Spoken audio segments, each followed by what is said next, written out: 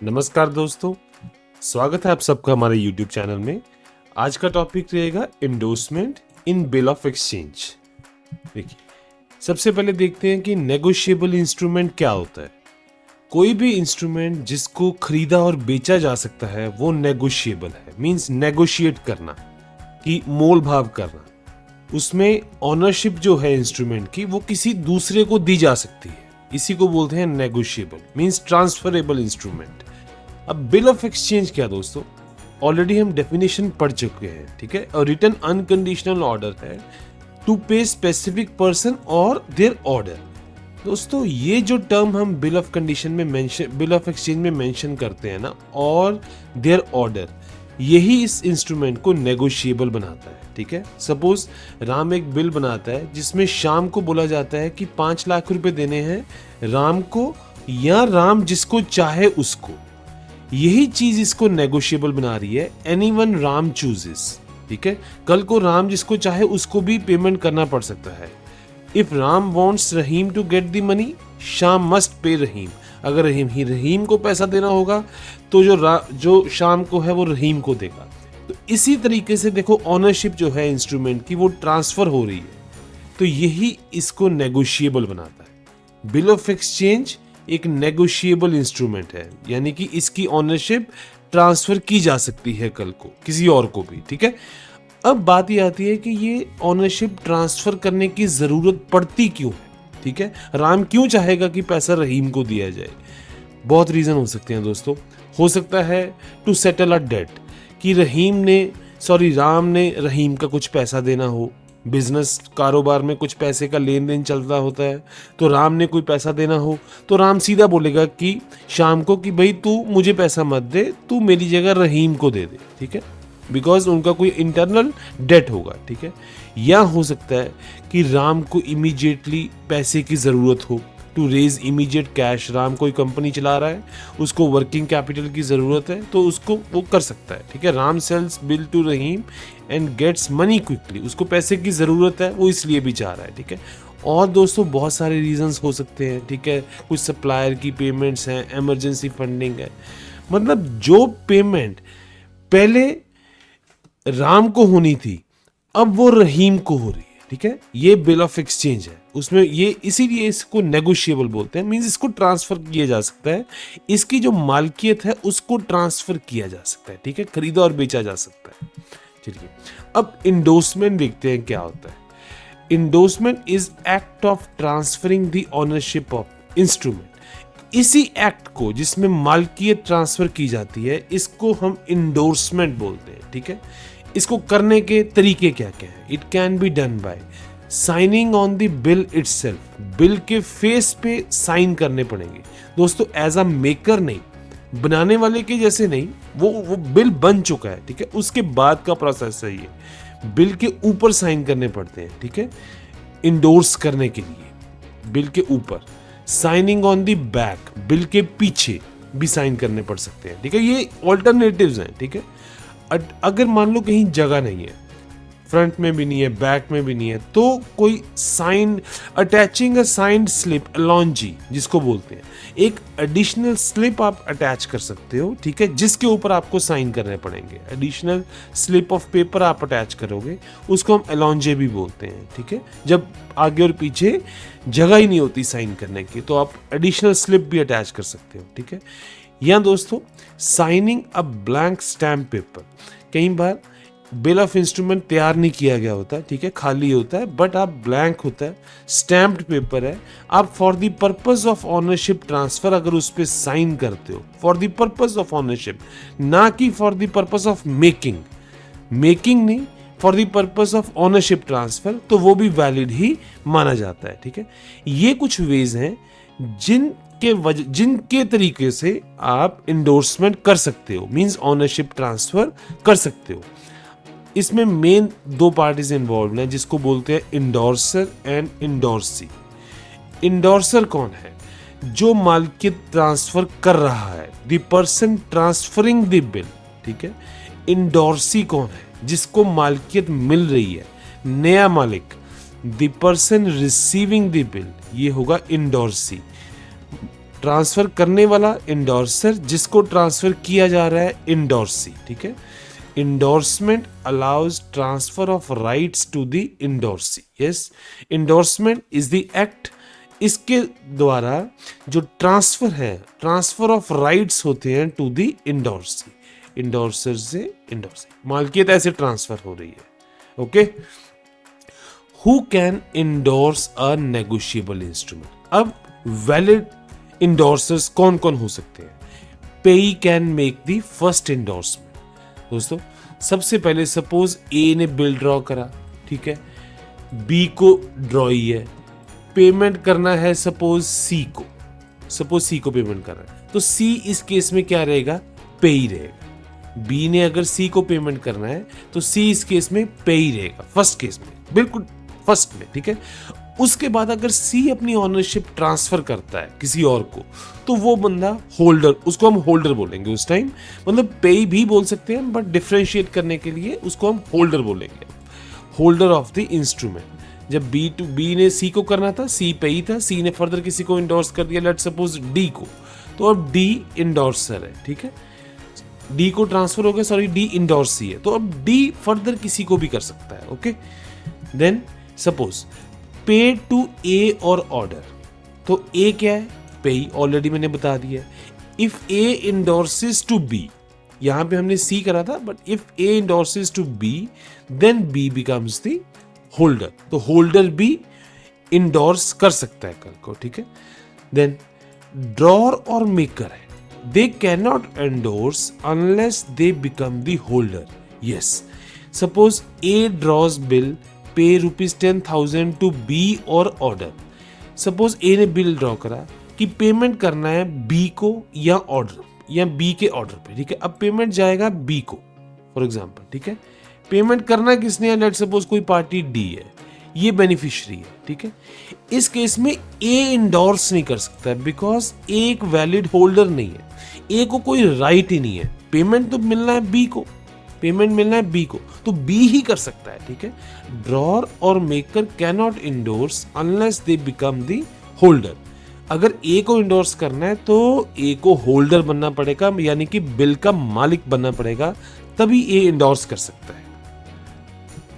Okay, आगे joint payees और joint indorsees. Yes, joint के केस में सपोज ए ड्रॉर है, sell goods to B drawee है, ठीक है। ए ड्रॉ करता है बिल, लिखता क्या उसमें?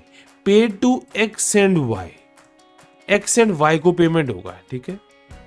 अब अगर कल को बिल इंडोर्स करना है, ठीक है, इंडोर्समेंट करना है, मालिकियत ट्रांसफर करनी है, तो एक्स एंड वाई अब जॉइंट मालिक हैं, इन दोनों के सिग्नेचर चलेंगे, ठीक है। जॉइंट के केस में all must sign to make a valid endorsement. Third point देखते हैं, when a negotiable instrument is payable to joint payees and endorses, all must sign to make a valid endorsement. Yes, मतलब अब एक से ज्यादा मालिक है, जितने मालिक होंगे सबको साइन करने पड़ेंगे, तभी मालिकियत ट्रांसफर होगी। ओके, स्ट्रेंजर, सपोज कोई स्ट्रेंजर है, स्ट्रेंजर का मतलब कोई ऐसा बंदा, कोई ऐसी पार्टी, ना तो वो ड्रॉर है, ना बनाने वाला है, ना पे करने वाला है, ना जिसको पे होना है, ना वो है, ना कोई लीगल इंडोर्सी है। स्ट्रेंजर कोई अननोन बंदा है, ठीक है, वो कभी नहीं कर सकता इंडोर्समेंट। कोई अननोन बंदा है, वो कभी इंडोर्समेंट नहीं कर सकता। If a stranger guarantees payment, he is liable as surety. हाँ, वो एक तरह से श्योरिटी बन सकता है, ठीक है। सपोज ए ने पेमेंट कर, ए ड्रॉर है, ठीक है, बी ने पेमेंट करना है, किसको करना है? सी को, और डी आता है आपके पास स्ट्रेंजर। अब डी अगर गारंटर हो सकता है, ठीक है, उसमें लिख सकता है कि भाई मैं गारंटी देता हूं कि भाई जो बी पेमेंट करेगा वो ऐसा गारंटर होगा, उसकी अपनी लायबिलिटी होगी, उसकी अपनी लायबिलिटी होगी, he is liable as surety. But उसके पास ये राइट नहीं है कि वो बिल की ऑनरशिप ट्रांसफर कर दे। वो किसी सपोज ई को अगर बिल बेचना है तो वो नहीं बेच सकता, डी नहीं बेच पाएगा, जो होल्डर होगा ना वो ही बेच पाएगा। Okay, endorsement is invalid if done by stranger. Okay, अब एसेंशियल्स ऑफ वैलिड इंडोर्समेंट क्या है? It must be made by the holder. Yes, जो मालिक है वो ही ट्रांसफर कर सकता है, होल्डर मालिक होता है। ओके, होल्डर के पास पोजेशन होगा बिल ऑफ एक्सचेंज का, होल्डर के पास इंटाइटलमेंट होगी, मालकियत होगी कि पेमेंट उसको ट्रांसफर हो, वो एक्चुअल मालिक है तो वो ही ट्रांसफर कर सकता है। Should be made with the intent to transfer rights, yes. Signature indorsement एक एक्ट है जिसमें इंटेंशन क्या है, मालकियत ट्रांसफर, राइट्स के ट्रांसफर की इंटेंशन होनी चाहिए, ठीक है, ना कि वैसे ही साइन किए हो कि बिल बनाने के लिए। Okay, should be made on the face और back side of the instrument, sign किए जाएंगे फेस पर या बैक साइड पर। अगर कोई जगह नहीं अवेलेबल तो सेपरेट स्लिप लगाई जाएगी, एलॉन्जी बोलते हैं उसको। Endorsement must be made in the ink, ये इंक से होनी चाहिए, कोई पेंसिल और रबर स्टैंप यूज नहीं होना चाहिए। इसमें रिस्पेक्टफुल वर्ड्स को अवॉइड करना है, ठीक है। सपोज स्टार्टिंग में बाबू, लाला, पंडित, मेजेस्टी ऐसे वर्ड्स नहीं यूज करने। स्ट्रिक्टली आपको नेम लिखना पड़ेगा, ठीक है। जो कुछ टाइटल्स हैं वो आप एंड में लिख सकते हो, ठीक है। सपोज डॉक्टर है, कोई कैप्टन है, वो एंड में लिख सकते हो ताकि क्लियर हो कि पेमेंट जानी किसको है। डेजिग्नेशन वगैरह आप एंड में मेंशन करो। Must be signed by the endorser, yes, जो इंडोर्सर है उसके सिग्नेचर होनी चाहिए। अगर कोई मैरिड वुमेन है, ठीक है, ठीक है, अब उसका मैरिज से पहले उसका नेम कुछ और होगा, मैरिज के बाद कुछ उसका नेम, सरनेम चेंज हो जाएगा, तो उसको अपने दोनों नेम्स में सिग्नेचर करने हैं, ठीक है, current name and her maiden name. Neera Gupta suppose शादी से पहले थी तो वो भी एज अ साइन होंगे, दो साइन होंगे, as a Neera Gupta and Neera Agarwal. वहां पे क्लियर होना चाहिए कि ये दो सिग्नेचर है, इट मीन्स नाउ मैरिड। पहले वो अनमैरिड थी जब सिग्नेचर थे, अब वो मैरिड है। ओके, इलिटरेट पर्सन, कोई अनपढ़ है, वो थंब इंप्रेशन यूज कर सकता है, बट थंब इंप्रेशन के केस में कोई विटनेस मैंडेटरी है, विटनेस जरूर है।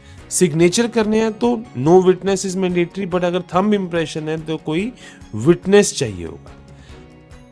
Last point, merely signing is not enough. Endorsement पूरा कब होगा, डिलीवरी भी देनी होगी। अब ये सपोज साइन करके आपने इंस्ट्रूमेंट आपने अपने पास ही रख लिया तो इंडोर्समेंट हो गया क्या, नहीं। Delivery is must, means instrument hand over करना पड़ेगा। एक बार डिलीवरी देखते हैं अब क्या होता है। Delivery is giving the bill to someone intentionally. Bill hand over करना उसको डिलीवरी बोलते हैं। डिलीवरी टू टाइप्स की होती है, एक एक्चुअल डिलीवरी जिसमें आप फिजिकल हैंड ओवर करते हो, सपोज चेक आपके पास है, आपने दूसरे को दिया, it is physical hand over. एक है कंस्ट्रक्टिव डिलीवरी। कंस्ट्रक्टिव डिलीवरी में आप कोई कवरिंग लेटर लगा के, स्पीड पोस्ट के थ्रू, किसी एजेंट के थ्रू प्रॉपर रिकॉर्ड में आता है कि भाई कोई चीज़ डिलीवर की जाती है, जैसे हमें घर पे पार्सल डिलीवर होते हैं, ठीक है, वैसे ही उसको बोलते हैं कंस्ट्रक्टिव डिलीवरी। एक्चुअल डिलीवरी में जस्ट आप फिजिकली इंस्ट्रूमेंट हैंड ओवर कर देते हो, ठीक है। Delivery is must for endorsement. Signature ऊपर होंगे, पीछे होंगे या एलॉन्जे में होंगे। डिलीवरी के साथ तभी कंप्लीट होगी। अगर सिर्फ साइन है, डिलीवरी नहीं है, नॉट अ कंप्लीट इंडोर्समेंट, मालकियत ट्रांसफर नहीं की गई। अगर सिर्फ डिलीवरी है, सिर्फ इंस्ट्रूमेंट दिया ही गया है, ऊपर कुछ मेंशन नहीं करा गया, तब भी मालकियत ट्रांसफर नहीं हुई।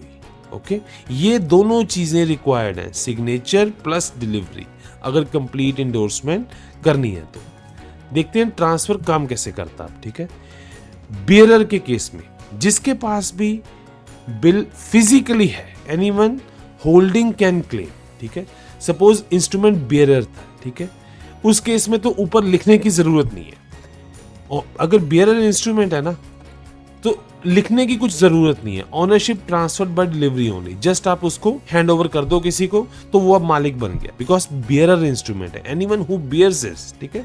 बट अगर ऑर्डर इंस्ट्रूमेंट है, मींस पार्टी के ऊपर नाम लिखा हुआ है, तब endorsement must, only endorsed party can claim. Order instrument के केस में इंडोर्समेंट भी चाहिए होगी, ऊपर नाम लिखा होना चाहिए नए मालिक का, और डिलीवरी भी चाहिए होगी। अगर बियरर इंस्ट्रूमेंट है तो सिंपल डिलीवरी से काम चल जाएगा, इंडोर्समेंट की जरूरत नहीं है। बट ऑर्डर इंस्ट्रूमेंट के केस में दोनों चीजें चाहिए होंगी, मालकियत ट्रांसफर करने के लिए लिखा भी होना चाहिए एंड डिलीवरी भी। ओके, अब कितने टाइप्स की इंडोर्समेंट है वो देखते हैं आप, ठीक है। मेनली 5 टाइप्स ऑफ इंडोर्समेंट होता है, blank endorsement, full, restrictive, partial endorsement, conditional endorsement. One by one सारी टाइप्स देखेंगे। ब्लैंक इंडोर्समेंट, नथिंग, सिंपल इंडोर्सर एक अपने साइन कर देता है, लिखता कुछ नहीं है, ठीक है, does not name any endorsee, जिसकी मार्केट जिसको मिलनी है नया मालिक है उसका नाम वगैरह कुछ नहीं लिखता, सिंपल साइन करेगा इसमें। बट होगा क्या, फिर साइन करके दे दिया किसी को, अब ये एक तरह से बियरर इंस्ट्रूमेंट बन गया भाई, जिसके जो भी होल्डर है जिसके पास भी पड़ा हुआ है वही मालिक है, ठीक है।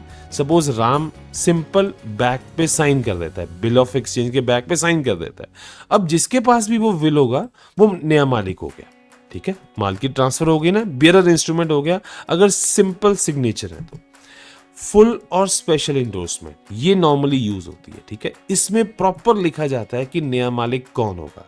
सपोज पीछे लिखा जाएगा pay to mister Shyam signed by the Ram, Ram लिखता है कि भाई शाम को पेमेंट करनी है, ठीक है, ये फुल इंडोर्समेंट है। अब बियरर नहीं है, ये नहीं है कि बिल किसी और के पास है, सपोज ए के पास है तो वो उसको पेमेंट मिल जाएगा ना, पेमेंट मिलेगा शाम को, क्योंकि ये एक फुल इंडोर्समेंट है। When endorser signs and mentions the name of a specific person, bill becomes payable only to that named person. Cannot be claimed by anyone except Mr. Sham. This is full endorsement. Restrictive endorsement क्या है? इसमें आप mention कर दोगे कि भाई rights mention कर दोगे नए मालिक के, ठीक है। सपोज इसमें ओनली वर्ड आ गया, pay to mister Shyam only, restrictive endorsement है। अब ये पेमेंट सिर्फ और सिर्फ शाम को ही होगा और किसी को नहीं हो सकता, ठीक है। कल को अगर शाम चाहे कि भाई किसी और को, रहीम को बेचना है बिल, तो ये बेच नहीं पाएगा, क्यों, अब ये रिस्ट्रिक्टिव इंडोर्समेंट है, रिस्ट्रिक्शन लग गया नए मालिक पे क्योंकि वो कल को बेच नहीं सकता। Bill stops becoming negotiable, limit the rights of endorsee, endorsee can not further transfer it.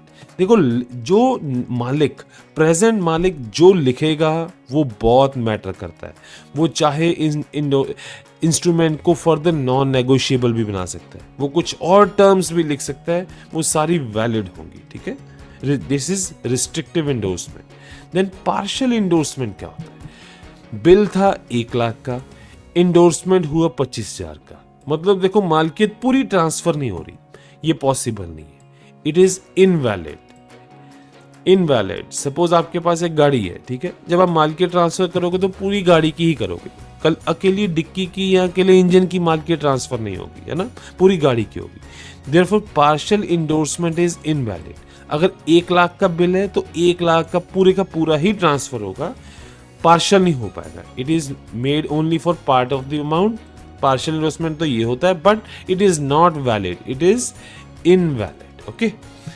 Fifth type, last, it is conditional और क्वालिफाइड इंडोर्समेंट। ये बहुत इंपॉर्टेंट है, इसमें आप मनपसंद की टर्म्स एंड कंडीशन ऐड कर सकते हो। फॉर एग्जाम्पल मैं एक कंडीशन बताता हूँ, बहुत सारी कंडीशन हो सकती है, एक कंडीशन है payment depends upon the happening of some event. अगर कोई इवेंट अकर होगा, फॉर एग्जाम्पल जो मालिक है वो लिख रहा है कि शाम को पेमेंट तब करना है अगर वो 80% मार्क्स सिक्योर करे, ठीक है, तब पेमेंट होगा। This is qualified endorsement. दोस्तों एक चीज याद रखनी है, बिल ऑफ एक्सचेंज में अनकंडीशनल ऑर्डर होगा, ठीक है, जो स्टार्टिंग में मेंशन होगा। इंडोर्समेंट कंडीशनल हो सकती है, ठीक है, इफ ही सिक्योर्स। अगर सपोज बिल ऑफ एक्सचेंज में ये मेंशन होता, मेन बिल में ही इफ कहीं आ जाती, तो वो एक कंडीशनल ऑर्डर है, तो वो bill of exchange he invalid हो जाता। बट इंडोर्समेंट कंडीशनल हो सकती है, ठीक है। अब इसके भी फर्दर टाइप्स हैं, एक है सैन रिकोर्स इंडोर्समेंट, कंडीशनल की एक फर्दर टाइप है, जिसमें क्या है, endorser clearly mentions that he won't be liable if the instrument is dishonoured. ये मेंशन करता है कि भाई अगर कल को ये इसका पेमेंट नहीं हो पाया, मेरे से पैसे मत मांगना, ठीक है।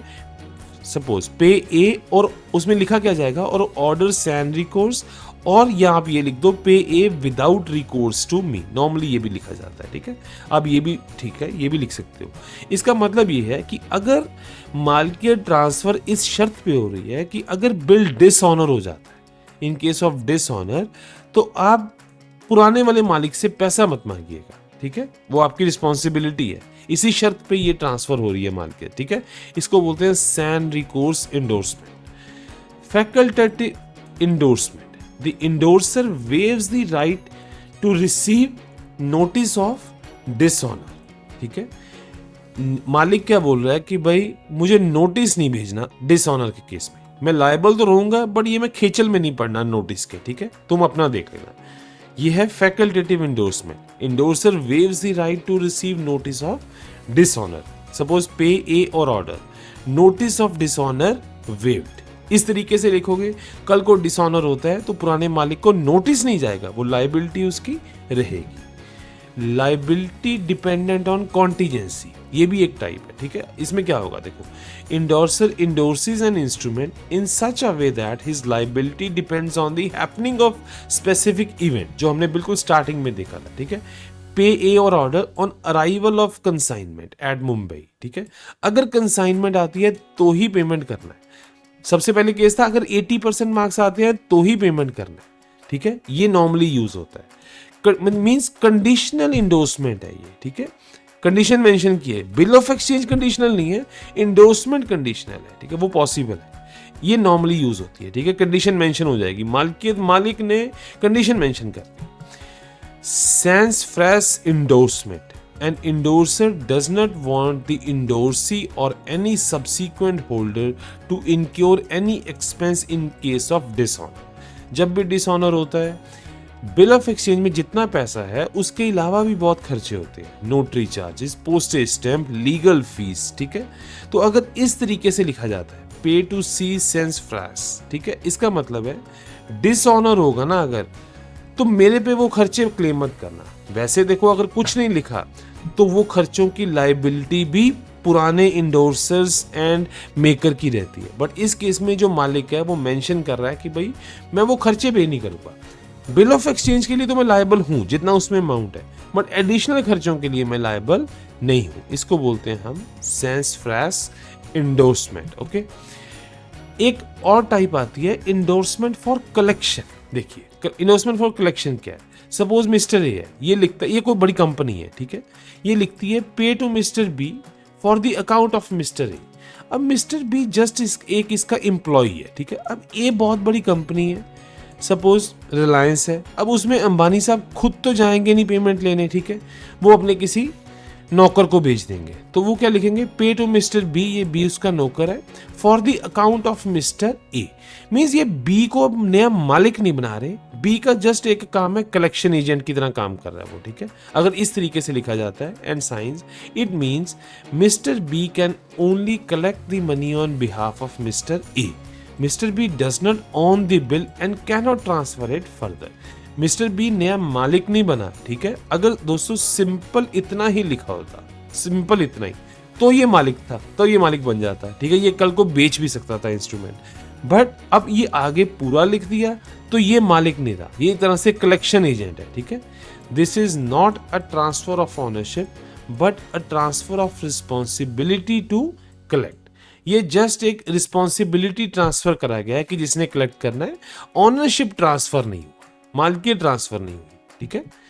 अब एक और नया कॉन्सेप्ट है जिसमें हम इंडोर्समेंट की टाइप ही चेंज कर सकते हैं, blank endorsement to full endorsement. Blank के केस में क्या सिंपल सिग्नेचर ही होते हैं, ठीक है। Bill is first signed with the blank endorsement and later change to full endorsement. Full endorsement में तो प्रॉपर लिखा जाता है, जैसे पे टू मिस्टर बी। सपोज अगर एक ब्लैंक एंडोर्समेंट है, सिंपल सिग्नेचर है, तो आप ऊपर अगर आप किसी ने दे दिया, ठीक है, अब हुआ क्या, बियरर मालिक हो गया, ठीक है, अगर सिंपल सिग्नेचर है। बट अगर कोई बंदा ऊपर लिख देता है प्रॉपर, ठीक है, तो वो एक वैलिड एंडोर्समेंट बन जाएगा। Mister B or their valid successor can claim the money. This ensures control over who gets paid. पहले सिंपल सिग्नेचर थे, बाद में लिख दिया गया उन सिग्नेचर्स के ऊपर पे टू मिस्टर बी, तो ब्लैंक से फुल में कन्वर्ट हो। अब बेरर नहीं रहेगा उसका मालिक, मिस्टर बी ही रहेगा उसका मालिक, ओके। नेगोशिएशन बैक एक टर्म है, क्या होता है, सपोज सबसे पहले बिल था ए के पास, बाद में गया बी के पास, बी ने फर्दर मालिक दिया, नया मालिक सी, और सी ने फर्दर बिल दे दिया ए को, मींस जो स्टार्टिंग में था। इसको बोलते हैं negotiation back. When a bill is endorsed and transferred back to any previous party, this is called as negotiation back, ठीक है। Now A is again the holder, A मालिक बन गया खुद, A स्टार्टिंग में भी मालिक था, एंड में भी A मालिक बन गया। तो इस केस में क्या होगा, जो इन केस अगर डिसऑनर होता है तो B एंड C की लाइबिलिटी कोई नहीं रहेगी, ठीक है। नॉर्मली सपोज यहाँ पे कोई और मालिक होता है, डी, सपोज डी मालिक होता तो डिसऑनर होता, तो ये पिछली सारी पार्टीज रिस्पॉन्सिबल थी, ठीक है। बट अब जो नया मालिक है वो पुराने वाला ही हो गया, तो डिसऑनर होता है ना, तो ये बीच वाली पार्टीज रिस्पॉन्सिबल नहीं रहेंगी, सीधा एक्सेप्टर ही रिस्पॉन्सिबल रहेगा, ठीक है। बट एक इसमें एक्सेप्शन आता है जिसमें सैंस रिकोर्स इंडोर्समेंट है, ठीक है। अगर आप उसमें ए लिख देता है, मालिकियत ट्रांसफर करने टाइम ए लिख देता है विदाउट रिकोर्स टू मी, ठीक है, कि मीन्स अगर पेमेंट नहीं होता, डिसऑनर होता है, तो मेरी कोई लाइबिलिटी नहीं है। स्टार्टिंग में अगर ए ये स्टेटमेंट लिख देता है तो कल को क्या होगा, इंटरमीडियरीज विल बी लायबल, ठीक है। अगर सिंपल लिखता है तो कल को बिल उसके पास घूम के आ गया तो ये लायबल नहीं रहेंगे, बट अगर सैंस रिकोर्स इंडोर्समेंट कर देता है तो बीच में बी एंड सी भी लायबल रहेंगे, ठीक है, अगर डिसऑनर होता है तो। एक और टॉपिक है taking up of bill. Taking up of bill क्या है, री इंडोर्सिंग आफ्टर कैंसलिंग नेम्स, ठीक है। सपोज बिल घूम के ए के पास आ गया, मीन्स नेगोशिएशन बैक, ए किसी और को फिर बेचना चाहता है, ए ई एफ कोई है उनको बेचना चाहता है, तो उसको बी एंड सी को कैंसिल करना पड़ेगा, मीन्स अब फिर स्टार्टिंग पॉइंट पे आ गए तो इनका नाम कैंसिल करना पड़ेगा बी एंड सी का, ताकि अब ये लायबल नहीं है कल को डिसऑनर होता है तो। इसको बोलते हैं टेकिंग अप ऑफ बिल, ठीक है, कि घूम के बिल पुराने मालिक के पास आ गया, अब वो फिर किसी और को बेचना चाहता है, तो जो बीच वाले थे ना वो उनके नाम काटने पड़ेंगे, ठीक है, मतलब अब शुरू से शुरू होगा, ठीक है। He must cancel intermediary names, इसको बोलते हैं टेकिंग अप ऑफ बिल, ये मैंडेटरी है, ओके। तो ये था दोस्तों आज का topic. Thank you for watching. हम होप करते हैं कि आपको इंडोर्समेंट का कॉन्सेप्ट समझ आया होगा। अगर ये वीडियो अच्छा लगा हो तो लाइक, शेयर एंड सब्सक्राइब जरूर करें। इससे अगला वीडियो इसी टॉपिक पे इंडोर्समेंट के MCQs पे होगा, तो वो जरूर देखिएगा। Thank you very much.